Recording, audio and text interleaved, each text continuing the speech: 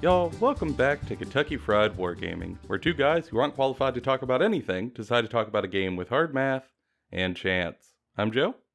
And I'm John. And on this episode of the podcast, I feel like we're going to answer one of the questions that are almost like a greeting in the tabletop wargaming community, especially for people who play Games Workshop and especially 40K. It's kind of like, remember when y'all were younger and you were in grade school and people would always ask like what your favorite dinosaur was and how that answer actually mattered? John, you remember? No, I didn't have friends in grade school who asked me what dinosaurs I liked. All right, John. Well, this episode topic's changed. John, what's your favorite dinosaur? I can't remember off the top of my head. I'm bad with names. How do you not know your own favorite dinosaur, John? Listen, I love all dinosaurs. Like, you can show me a dinosaur, I go, oh yeah, a dinosaur. And I'm just really excited to be looking at a dinosaur. Like, that's just how I work. Jesus Christ, John. What a shame. Shame on you. Episode canceled. Because John can't remember dinosaur names. Well, John, for people who are normal, it was just one of those questions that you were like, oh yeah, his favorite dinosaur is a plesiosaur. Noted. And I don't know why it was, well, it's probably, actually I do know why. It's because we were neurodivergent children, and that probably explains it. But I want to take the same concept and answer it here on the podcast with the question that almost everybody who plays 40K or 30K at some point will ask you, who is your favorite Primarch? And it's a small question. And for people who aren't super into those games, you're probably like, yeah, just like give a character name. However, Flame Wars have been fought and died for in comment threads over this particular topic. And, I don't know. I always think it's fun to dive into, and I think you can tell a lot about a person's tastes, and maybe even a little bit about their priorities by which Primarch they like the most. However, first, hobby time and games played.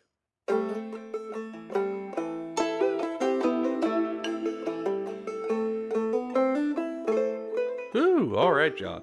Hobby progress. Yes. Well, if you've listened to our last episode, you'll know that we haven't been getting a lot of hobby progress done. But I swear we have a good reason. Yes. And for those of you who have listened to the previous episodes, this will be a lot of hearing the same thing over again. We're sorry. We're recording all of these ahead of time and talking about a huge game day that we had recently, when we're going to talk about each series of games we had on each separate day for a couple of weeks. While we go handle moving and doing a bunch of life stuff that makes it very hard to record. But it does. We figured we could do all this ahead of time so that you guys still get to have some fun content. Yeah, we don't want to leave y'all hanging while we're moving. So ideally, we've planned to where you probably won't even notice. But the one thing we couldn't get around was the hobby progresses, because they're topical. We normally have to record them the week of, even for backlog episodes. But in this case, John and I are moving into our first houses. So there's really not time to be doing hobby. And all of our stuff is not really, well, at least my stuff is all in boxes, so I can't hobby. But I promise, if you give us just a couple of weeks of these sort of fill-in hobby progresses and games played, we will have our own hobby spaces. And the hobby will come back with a vengeance, I'm sure. However, to be honest, the games were super fun, so I really don't think it's even kind of a consolation prize. They're just good to talk about. Yeah. And if you like this, we can do this again in the future. Yeah. I think it would be great to make little miniature audio battle reports. Fantastic. Yeah, I think it's fun as hell. And for those of you who want a full sort of play-by-play, the last episode of the podcast has it in the hobby progress section. But just to briefly summarize, we had a big game day for our bud Tanner, who had his birthday weekend, and up where he plays, he has people to play 40K with, but he doesn't have people to play AOS with, and he's been wanting to play for a while. So we decided we were going to play games all day. I mean, nonstop AOS. So we got together, the 5 of us, and we played games all day. So we had a morning game. We got together at like 8:30. So we had a morning game before lunch. And then we squared off for a second game after lunch at 2,000 points. And then after dinner, we fell into a pit of avarice and played a colossal game that we'll talk about next episode. However, there was a narrative for the day that we were working on. So, John, I feel like we have to give a bit of the narrative and a quick summary of Game 1 for Game 2 to make any sense. Okay. We'll summarize this as quickly as possible. Skaven show up in the woods. Skaven beat the orcs. Skaven continue on into the woods.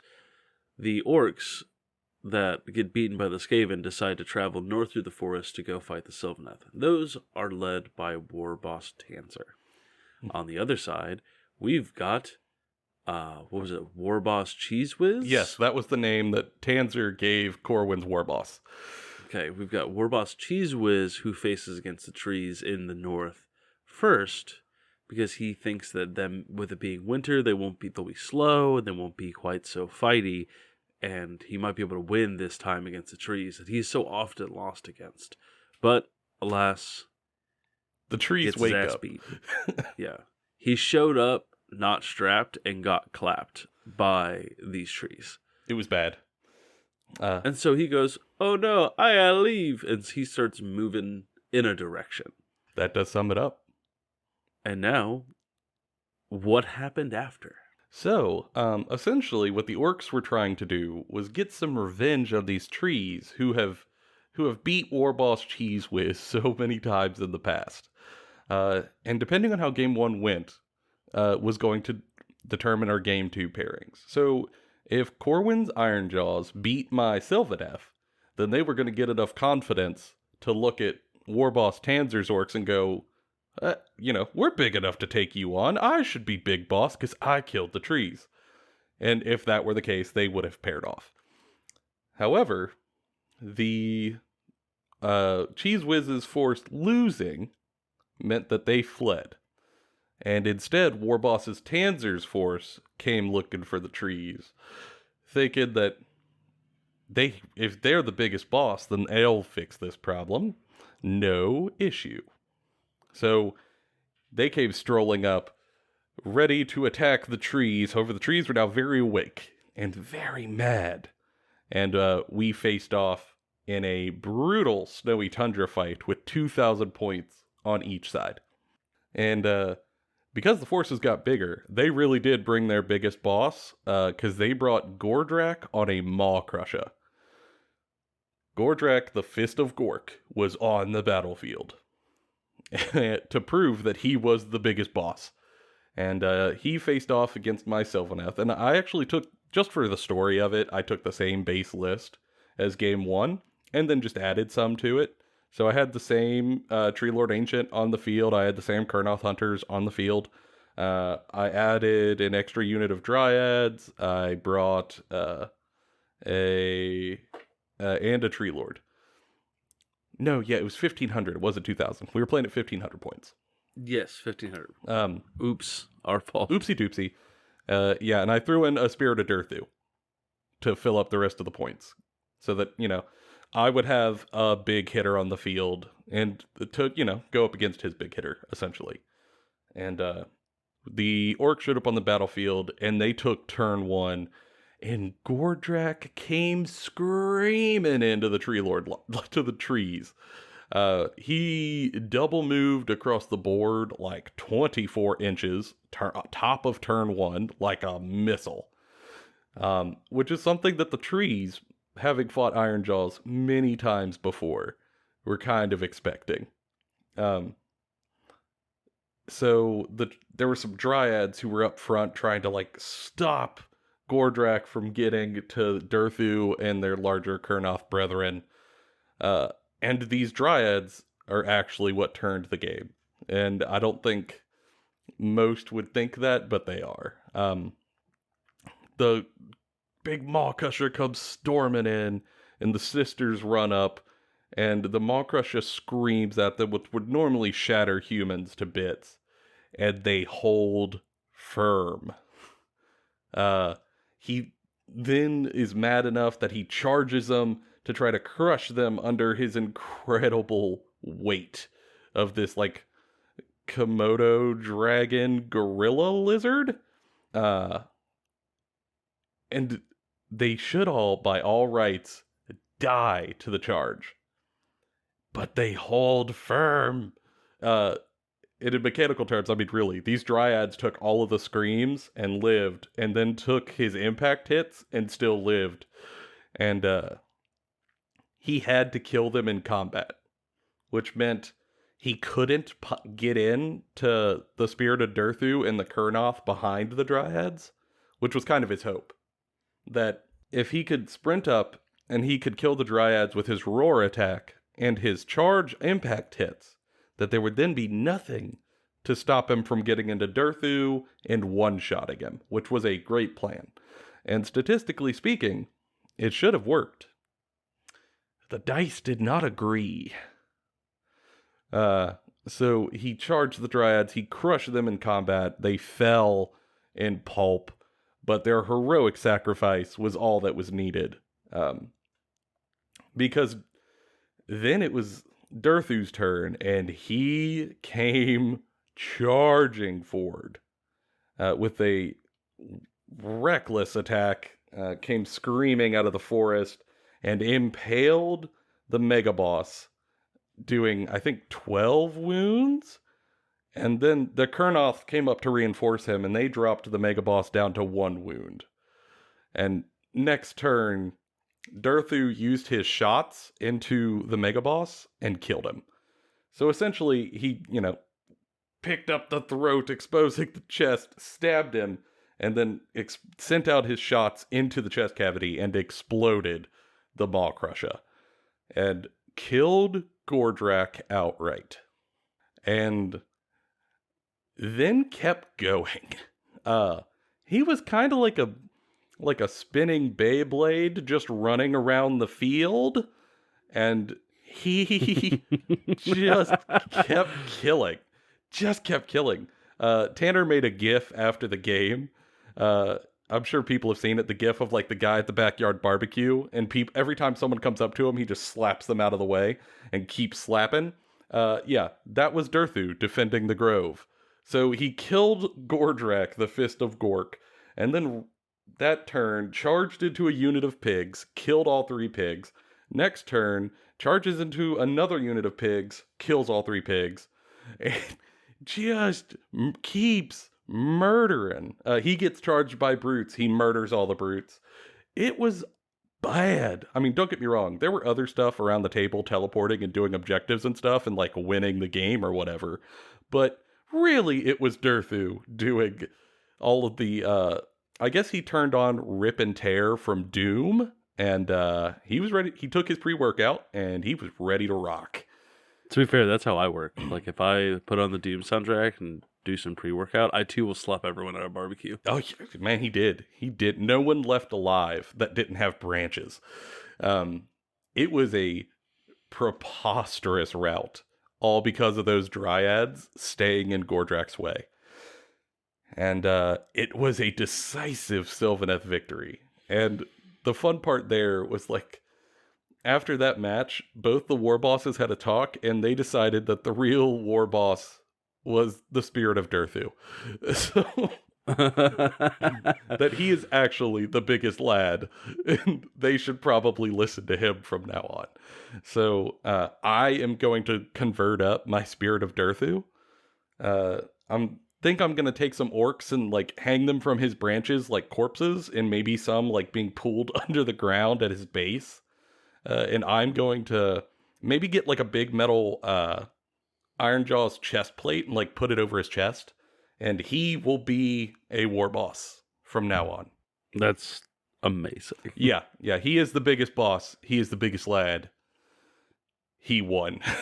And what that also determined was that the Sylvaneth had won 2 games in a row, so narratively speaking, they have defended the Grove and pushed the invasion back, and now they are on the offensive. Because essentially, for the first two games, they were on the defense. It's winter. They were probably senesced for the season and just waiting out the snow. But now that they're awake, they're real mad. And that narrative continues in the third giant game. We'll get there. Right. And so, are you good, Joe? Yeah, I'm good. I mean, the orcs were sent running. Both orc armies were then in retreat. However, while Warboss Tanzer's orc army was fleeing from trees, Warboss Cheese Whiz's army may have been intercepted by some other nefarious forces in their fleeing. Yeah, so what happened, and I did not play in this game, full disclosure. This was our editor and dear friend Seth playing his Hedonites of Slaanesh. Ugh. Intercepted Warboss Cheese Whiz as he is trying to escape. And to make it all make sense canonically, this is after the fight with between Joe and Tanzer, between the Sylvaneth and Tanzer. And Mordrak is running. He is leaving this entire grove and also trying to get out. But he runs into a fight over here with the Hedonites of Slaanesh. Oh no. Probably brought here by the Skaven's manipulations, warp portals and stuff. Yeah, I assume they're here for some artifacts, here for some things. I like to think that these Skaven are just conned the Slaaneshi Hedonites to come attack this forest. I think that'd be great. Regardless, we're kind of just antagonists in this story. Mm-hmm. Really, this was around the orcs narrative. It was much more of the Orc Sylvaneth narrative. The Chaos people were there to just add in a little bit of extra fight. At least that was the way to go. If the Chaos won harder, it might have changed. But we'll get to that in third game. Yeah. And so this game went about as such. Orcs are running through the forest. Slaanesh pop out of the trees with magic and a Keeper of Secrets. Oh no. And many Hedonites. And it turns into a meatball in the right-hand corner of the map. Mm-hmm. I'm sorry, the right middle of the map, in which it is just brutes and warboss. At one point, the Keeper of Secrets and Godrak are fist fighting each other for 2 turns. Oh, that's awesome! What a fight! It was a very cool narrative fight, and they're both using all of the monster abilities to buff each other, and they're trying to fight each other, and it's super great. But unfortunately, the Keeper of Secrets rolled very, very well. Oh no! For everything. Spiked the mortal wounds, probably. Spiked the mortal wounds. Spiked its saves. Its after saves. Its ward saves. Oh no! And Godrak just ended up just going down. Which is why you will not see him returning for the third game. Mm-hmm. He got slapped hard enough that he went, "I'm just going to go back to Gur," and left. I got other places to be. Sorry guys, I hear my Kragnos calling. And turned and left. The Chinese buffet closes in 2 hours. I gotta go. But yeah, the fight ended up being a holler brawl in the center of the map between Slaanesh and Ironjaws, and it was over as quickly as it began in a lot of ways, but at the same time, it was like a long drawn out slobber knocker of a fight. Whew. But where that took the narrative was that these orcs couldn't get away, and the other orcs couldn't get away. They couldn't get out of this forest, so they gotta go to the only place they can think of to get out. And that's a portal. That's a realm gate. Tucked away within the bowels of the forest. Yes. Which may or may not cause some problems. Yes, and we'll get into that in episode 3 of, we are gonna call it, I don't know, Forest Orc Fun Times. Forest Orc Fun Times. I don't know if that's... Forest Orc Fun Times. I like the name, but I don't think it's... We gotta workshop that. That's okay. Hot Orc Summer becomes... Dead Orc Autumn? Boy, I don't know. Yeah, that works. Orc I molds don't know, I really autumn? like the idea of a bunch of orcs in a pumpkin patch. That sounds rad. I love it. Sitting there, sticking their head through those boards with like bodies painted on them, and you stick your head through to look goofy. Having apple Yeah. cider, getting lost in a maze. Sounds great. Love it. Yeah, but you can't forget about your ogres being fat lad fall. Can't wait. When I get into the new It's gonna place, be that's coming. fantastic. That's coming. But for now, y'all, I just want to thank you again for giving us a little bit of flexibility in the hobby progress section. We appreciate it. And the next one, it's gotta be a banger. Game 3 was colossal. Can't wait to tell you about it. Thanks, y'all.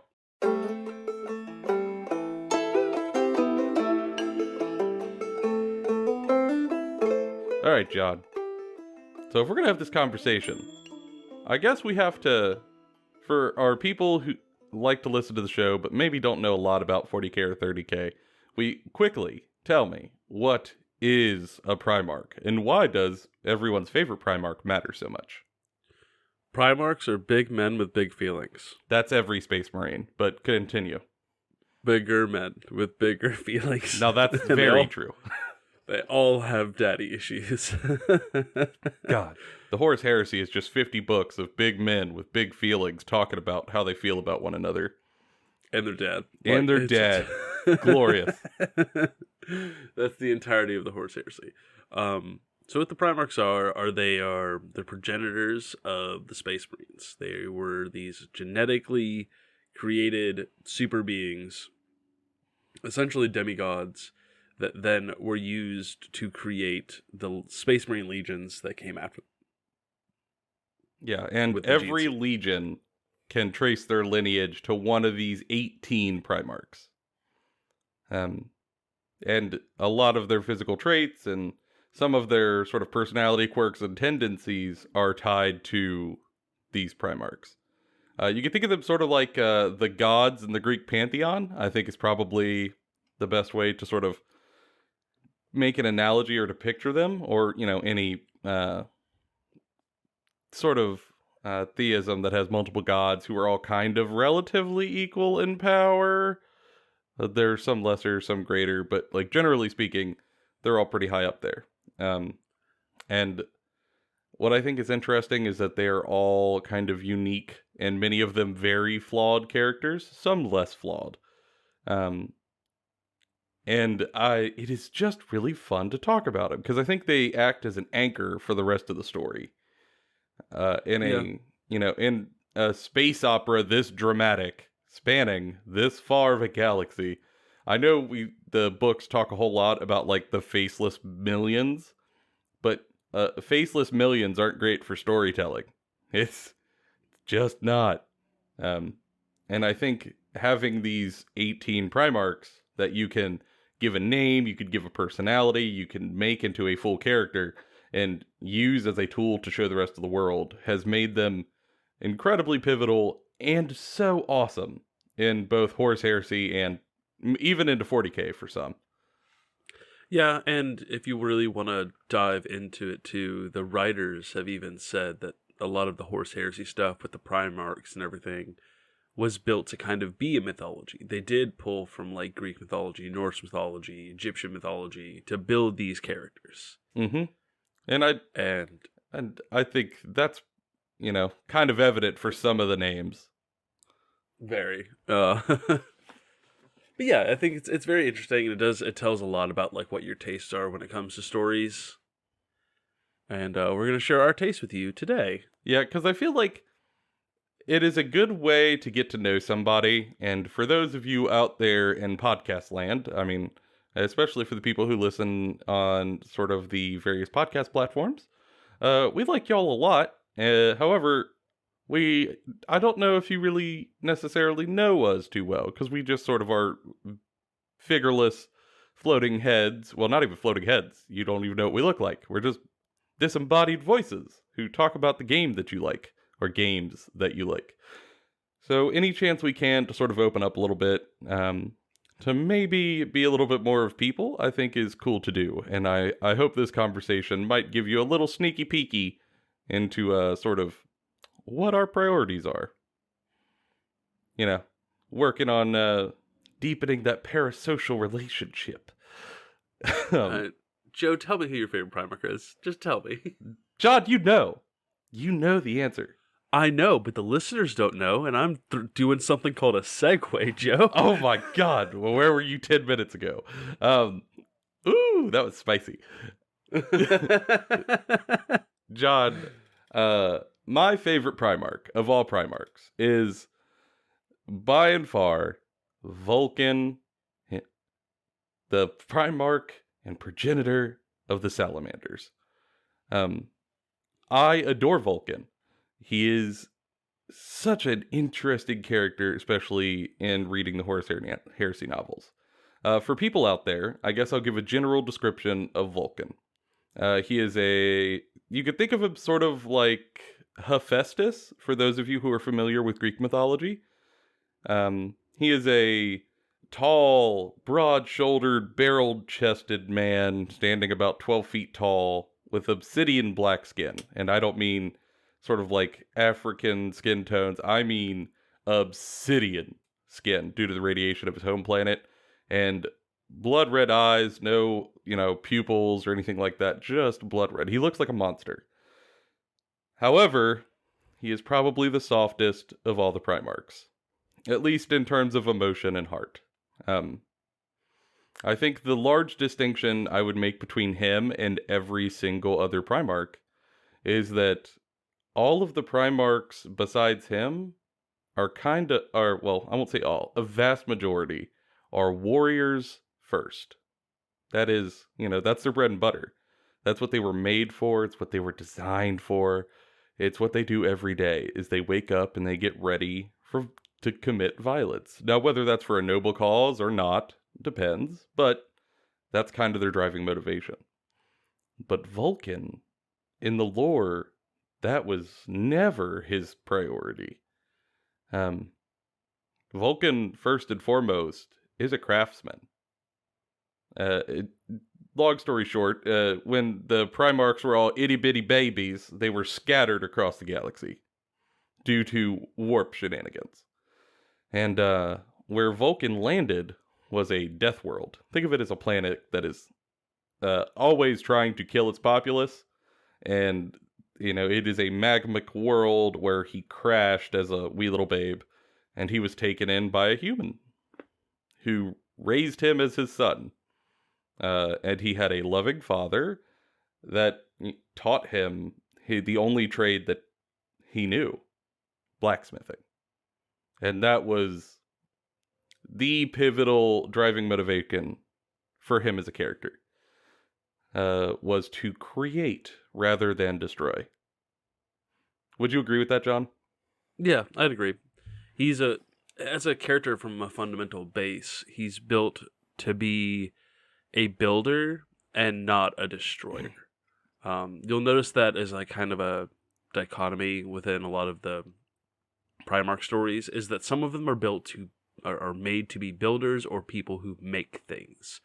Whether that's soldiers, whether that's armaments, whether that's buildings, whether that's bureaucracy, they build stuff. And then you have ones whose entire purpose is to destroy or do violence. And it's a common theme throughout the story of some of them were just built different, and some of them were built as tools for a very specific task. And some of them embrace it, and some of them rail against it. Yeah, and for Vulcan, he's a character who leaned into it. When he was taught how to smith, he took to it quickly, and he grew fast. And in fact, he actually didn't even have his first sort of, I guess I'll call it blooding or violent action until he was older. He was totally content to spend years with his father. Well, who he thought of as his father, the person who adopted him and raised him, in a loving, poor home, just making what he could and becoming a master of the forge and making these wondrous items that the people of the world at the time were sort of in awe of. And he became a softened character because of that backstory. You know, he knew the love of a family, he knew the love of a community, and he knew the love of craft.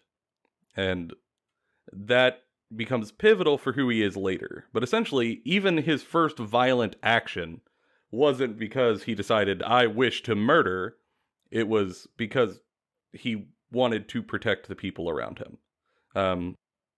So, for many people who already know the faction, this will be a little bit of a diversion that you don't need. But for people who aren't super familiar, there is a faction in the Warhammer 40k world called the Drukhari, or the Dark Eldar.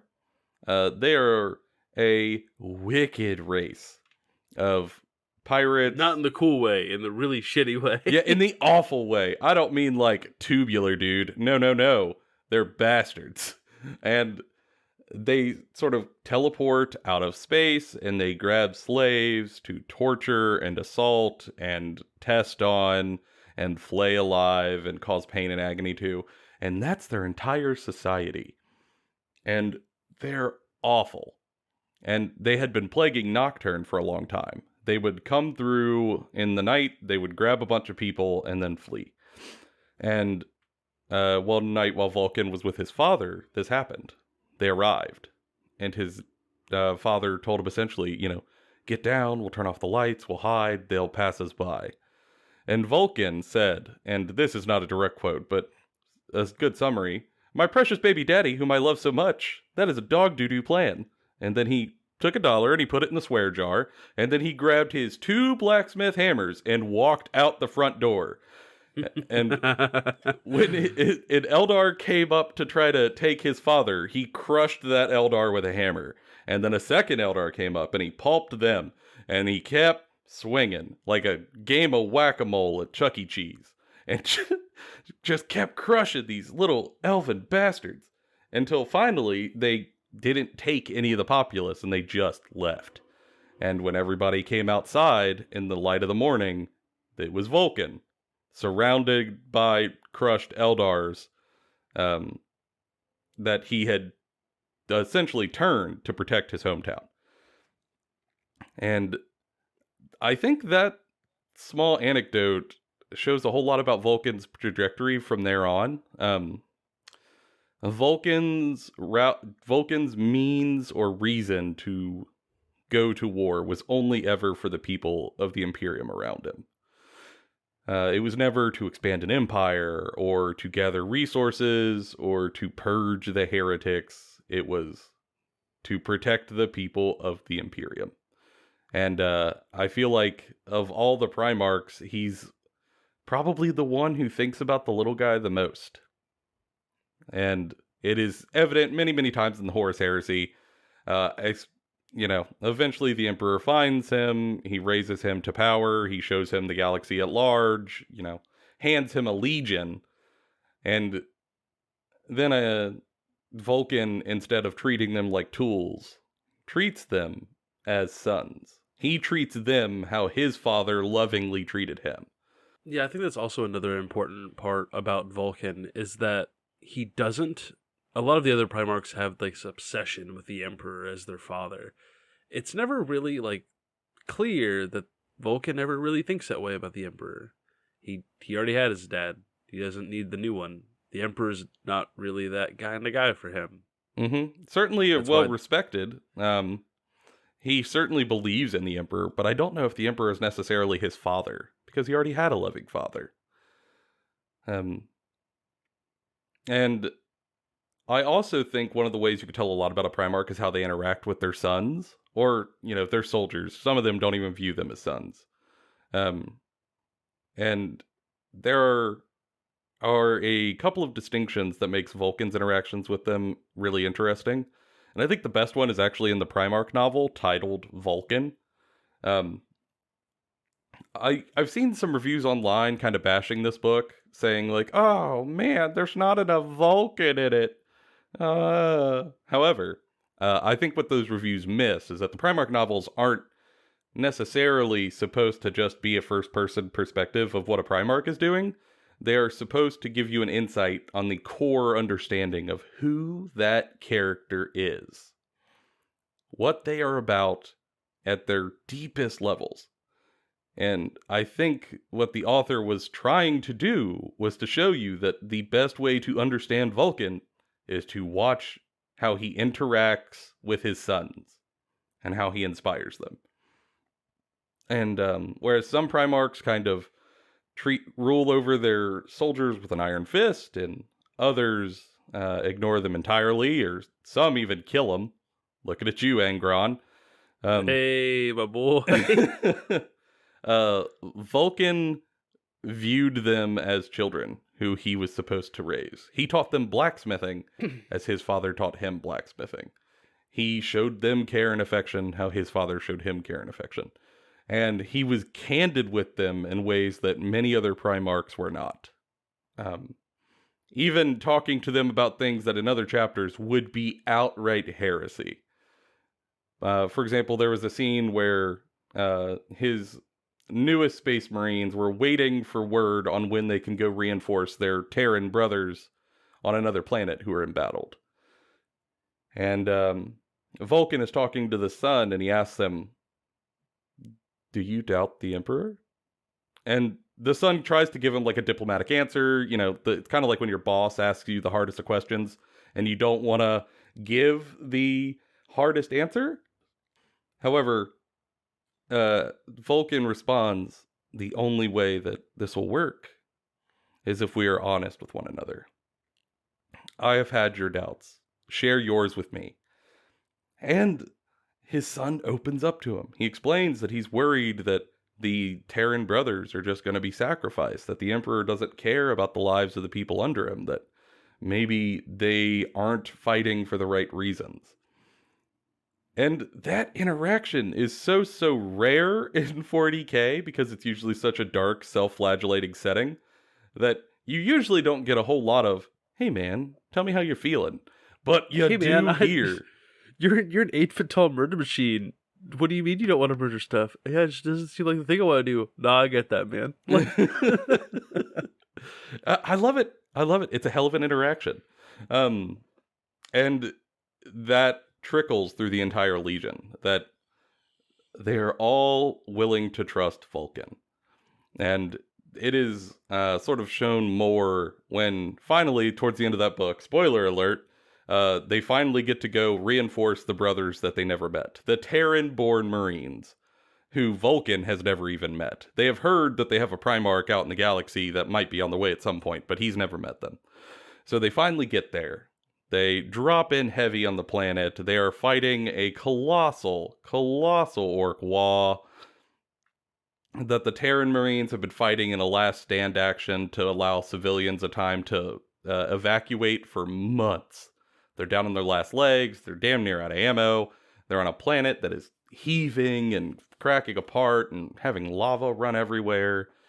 And by the time they go to reinforce them, there's only, I think it's like 150 of the Terran Marines left alive. And many of them are injured. And they get there. And oftentimes, this is where you would have Primarchs who would maybe try to push those non-native Marines to the side, or to get rid of them, or, you know, essentially dissolve them so they could have full control over their sons that they made and they picked. But instead, when Vulcan arrives, he gives a speech about how this was a thankless act, and the Imperium as a whole will never thank you. The people who evacuated will never have the chance to thank you, and you didn't do it expecting a thank you. But alas, you have mine. And then instead of them kneeling to him, he kneels to them, because they held his values more than he could have taught them to. And in kneeling to them, one, it's a very cool moment, but in two, he buys their everlasting loyalty by being good boy in this world of terrible, dark stuff. Good boy buys loyalty. He didn't do a demon ritual. There was no, like, civilian sacrifices. No one had to die in a manufactorum. He just does the thing. And I love it. I am a firm believer that the shittiest world does not have to be shitty everywhere, and that you don't necessarily have to give into it. And I think Vulcan is an incredible example of that as a character. Yeah. Because there is at no point that Vulcan becomes a cynic and decides, oh, the people of the the people of the Imperium aren't worth protecting. It never happens. The only reason that the Imperium exists is for the people that are making it exist. The average folks. And they deserve to be helped. Well, he's like the epitome of there's work that needs to be done. Might as well just do it. Yeah. There are people that need healing, so let's get out there. And the Emperor even eventually explains to him that his heart is really the best the best trait that he has, which is surprising because Vulcan is also like physically the strongest Primarch. And I don't mean like best fighter or anything. No. I mean like if you were doing a lift contest, he lifts the most. Yeah, he's a big boy. So you would think that with that Herculean strength that would be what the Emperor wanted him for. But no. We know from the newest Horus Heresy novels that that's not the case.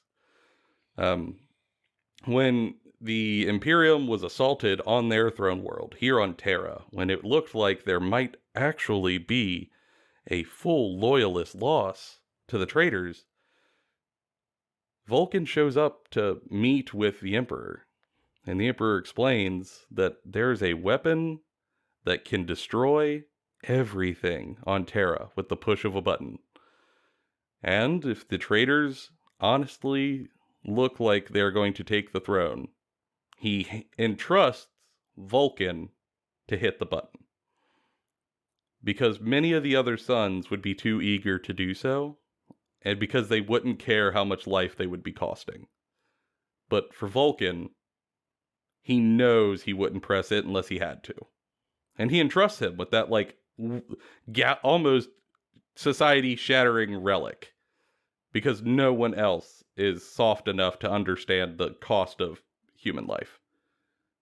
And, man, that's just a guy that I think is neat. Very neat. I think he's so neat. He's very cool. And it helps that I've listened to the audiobooks, who have a wonderful voice actor for Vulcan.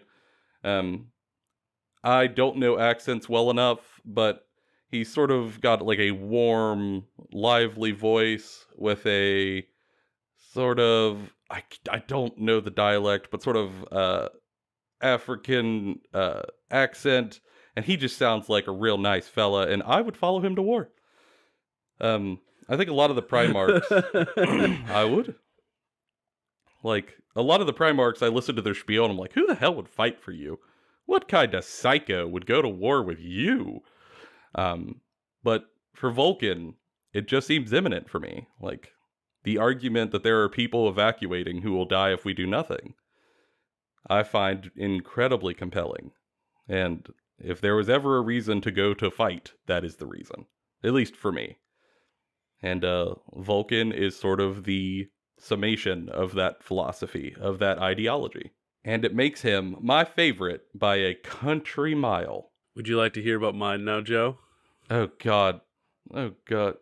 We've talked about the good boy. What about now the bastard? Oh, God. I knew you were going to come in here with some asshole. John, you know Karn the Betrayer is not a Primarch, right? I know Karn the Betrayer is not a Primarch. But he does have a dad, and that dad's really shitty. Oh my God, I literally just said that Angron was a bastard during my explanation of Vulcan. Yes. So I have a hard time picking about like an absolute favorite Primarch, but my favorite traitor Primarch, for sure, is Angron. He was thrown, much like Vulcan was thrown on a volcano world to a loving father. Angron was thrown to a slave world with a huge wealth gap in which he was forced to fight in slave pits for his entire life until he leaves. He escapes the slave pits with all of his comrade gladiators to start a guerrilla war against the people who enslaved him and his friends, fights them to the death, and when the time comes for the final death where him and his friends will die together free, the Emperor removes him from that war, and he has to watch all of his friends die. Yeah, it's a very Spartacus tale, Yes. minus the satisfying ending of Spartacus. Yes. And much like the first time Vulcan had to take a life was against Drukhari, the first time Angron had to take a life was for self-preservation.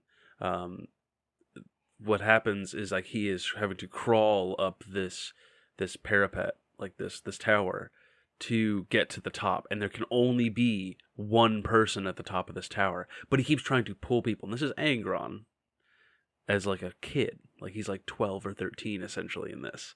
And he's trying to pull people up with him. Like he's carrying people on his back. He is trying to take as many people with him as he can to hold them up there.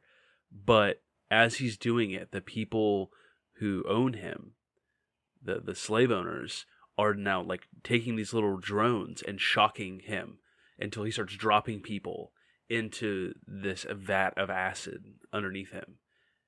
And he's had to, like, all these people die around him constantly for him to live.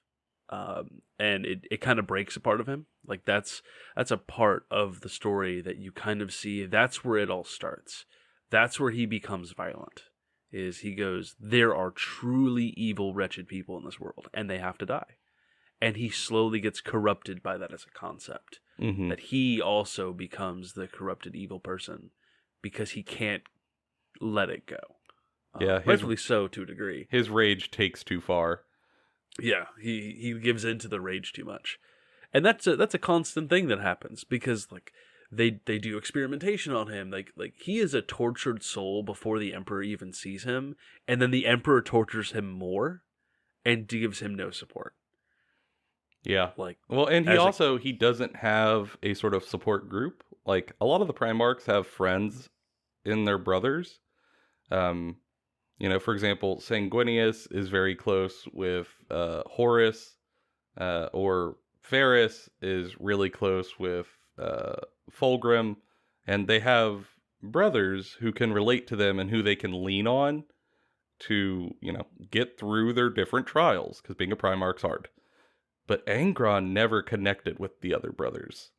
So the Emperor gave him no support, and then he also didn't have any friends in the other Primarchs, which further isolated him. yeah, like the closest thing he had was Logar, and Logar didn't necessarily. Like, Angron did not necessarily look at Logar as a friend. Logar looked at Angron as somebody who needed help. Mm-hmm. Um, and that's the closest they got to like friendship. The other thing with Angron is the way he treats his sons. He actively kills his own sons. Most of the world leaders kill each other all the time. They're just constantly at war with each other. As a way of proving martial strength, two, because they get into rage-induced manic moments and they just start putting each other down. Angron has only paused a handful of times in those rages with his sons, and in those moments of clarity, he feels incredibly bad. And there's a couple different World Eaters novels.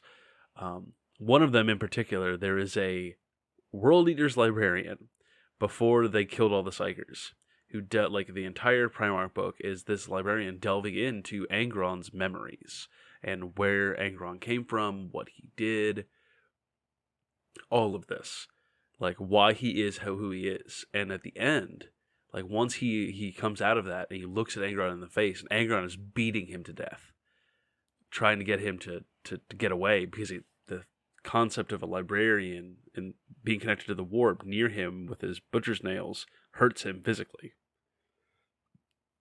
So he's in this huge rage-induced just fury. He's pummeling this librarian to death. This librarian looks at him and goes, "It's okay. I understand. I've seen it." And then like says a quote that Angron's old father figure from his gladiator days, the closest he had to a father figure, says to him.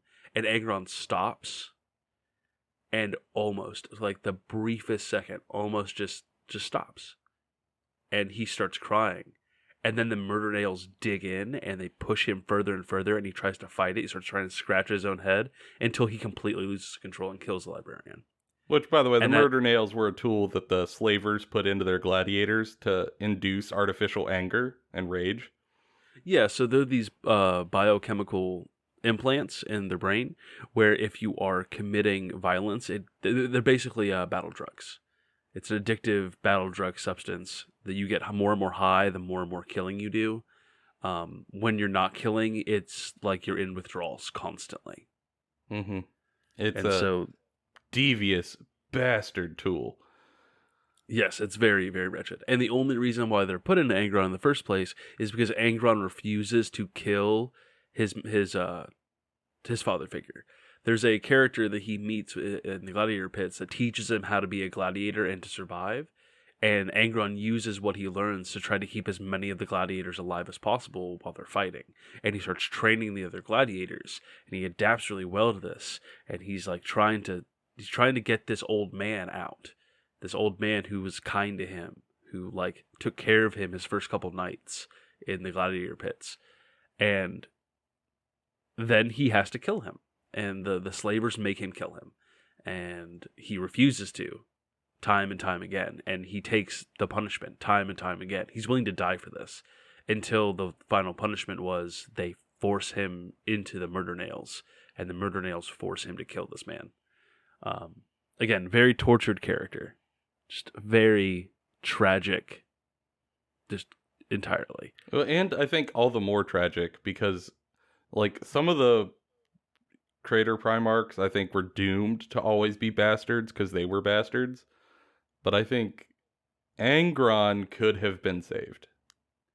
Well, Which not only makes could it Angron have all been the more saved, sad. Like, I think if the Emperor, mainly, would have had just a little bit of emotional sense or just a little bit of empathy, he could have turned him from the dark side. Like, he just could have. He might have well, always been dark, and he might have always had rage impulses, but maybe not would have gone full cuckoo for Cocoa Puffs and started cutting his sons in half with a chain axe. well, like the other thing is when he's a gladiator, he like finds out he has a psychic ability, but doesn't know that they're psychic abilities, and he finds out that he can take all of the pain away and all of the misery that the other gladiators feel away and put it onto himself. He has like super empathy in a way, much like Sanguinius does to a degree. Mm-hmm. And he is pulling all of these people suffering at the end of the night, every night, onto himself, as he is trying to give them at least some form of peace in their lives. And he starts doing this as a young kid, and it only gets worse as he gets older, as his anger keeps increasing.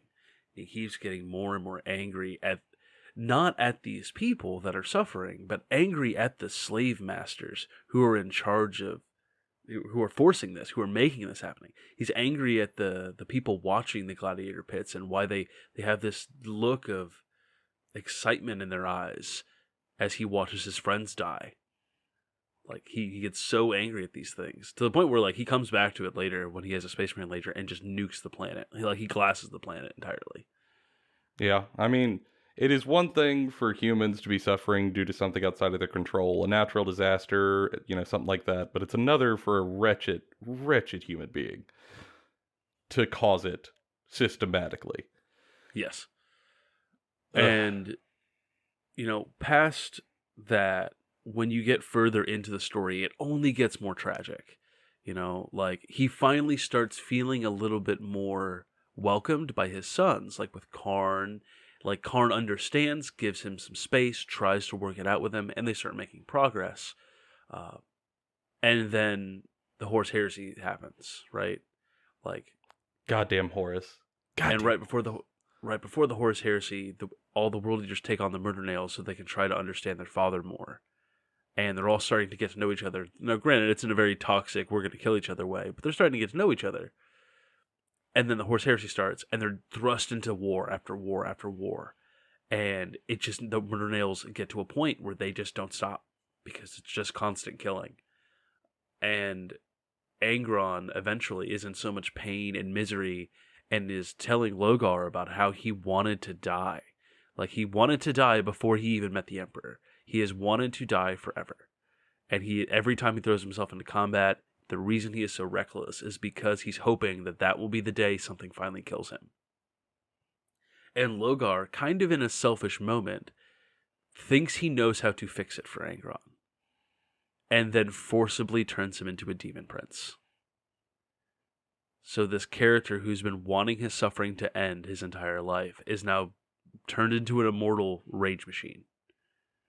And that Logar can't thinks, die. Literally can't die. That can't die. And Logar thinks this will give him a sense of purpose and will give him something to like do and help him, grow. But it just makes him suffer more. And he retreats more internally to the point where he kind of stops becoming the character he was in the beginning, ever. And is now just an angry, raging machine that is dropped on planets, or he travels through warp portals into places to just demolish and wreck everything. I mean, after he's turned into a demon prince, the world eaters have to chain him and lock him into a labyrinth prison originally built for Vulcan on the Conqueror, his flagship, so that he doesn't kill everyone on the ship, so that they can take him to Terra for the final fight. Mm-hmm. And even the other world eaters are praying and hoping this is what finally kills him, because they don't know that he's a demon Primarch and can't die. Yeah. And it gets bad. It gets so bad. And there's even a moment, even when he's like that, in later, where he's talking, like, Sanguinius and him are on a battlefield, and like he pauses for a second when fighting Sanguinius, because Sanguinius shows him some empathy. And he like pauses for a second, and that's what ends up, stopping his rampage for a little bit. It's just this tortured character who's just constantly angry, that's pushing, and he's just desperately grasping for some sort of end to his nightmare that has just been his life. It's a very interesting character. Big, huge fan. And he still like his son Karn more, though. I know you do. John just wistfully stares at a picture of Karn every night before going to sleep. Just like that Wolverine meme. Just like that Wolverine meme that Tanner made. Yeah, I do think Angron is a cool character. It just makes me real mad. It gives me those heretical thoughts where I start doubting the Emperor for being such a dipshit. But, luckily, my Primarch is Vulcan, so I can have those heretical thoughts in the safe space that we have for our conversations. So it's fine. Yeah. Yeah, I think we both have some tasteful Primarch picks. I don't think we're out here picking the awful ones, necessarily. Yeah, my favorite isn't Logar. Oh my, who the hell picks Lorgar or Perturabo? Nope, not starting to flame. I love his Legion, hate the Primarch. I'm not going to do it. I'm not going to start the flame war. However, for people out there, I would love to hear y'all's favorite Primarchs and why. Even if it is Perturabo or Logar. Yeah, I am open to your arguments for why you like these bastards, and maybe you'll turn me around on them. I'm always open to that, and anytime someone could kind of open my eyes to a new angle of the lore, I am always down for. And I just think it's a fun conversation to have, because I am a child who likes to talk about people's favorite dinosaurs or deep sea creature or birds or, any other things, because I am who I am. We just like talking to people like that. Just do. Just chatty Cathy's. So if you guys do want to share your thoughts or who your favorite Primarch are, reach out to us, let us know. You can reach out to us on social media or in the comment section down below if you're one of the few YouTube people. And if you want to go the extra mile, send an episode of the podcast to the friends.